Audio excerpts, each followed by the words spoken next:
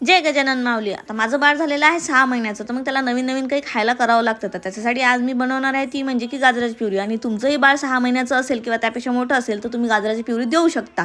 तर त्यासाठी मी सगळ्यात आधी एक गाजर घेतले आणि त्याची साल खूप छान काढून घेतली आणि त्यानंतर त्याला स्वच्छ धुवून काढलं. धुतल्यानंतर मी एका वाटीमध्ये छान त्याचे काप करून घेतले. आता हे स्टीम करायचं असेल तुम्ही तर एखाद्या गंजामध्ये पाणी घेऊन सुद्धा करू शकता, पण अनायशी मी कुकर लावलेला होता म्हणून मी कुकरमध्येच त्याला स्टीम करून घेतलं. आणि हो, स्टीम करायसाठी तुम्ही एका शिट्टीतही करू शकता. त्याचसोबत मी थोडासा भात पण मांडला आहे, कारण की जर तिला नाहीच आवडलं तर मी भाताची प्युरी पण तिला देऊ शकते. त्यानंतर काय मी 1-2 शिट्टी लावून घेतली आणि शिट्टी लावल्यानंतर त्याला बाहेर काढून घेतलं. आणि हो, बाहेर काढल्यानंतर त्याला दाबून बघितल्यास ते खूप असं नरम नरम झालेलं होतं. मग मी एका चाळणीच्या साहाय्याने त्याची पूर्ण प्युरी बाहेर काढून घेतली. आणि हो, जर तुम्हाला हे घट्ट वाटत असेल तर तुम्ही याच्यामध्ये थोडंसं गरम पाणी वगैरे सोडू शकता. त्यानंतर काय आमचा बाबू झाला खायला तयार. आणि तिला खाल्ल्यानंतर फार आवडलं. तुमचंही बाळ 6 महिन्याचं असेल तर तुम्ही नक्की ट्राय करू शकता.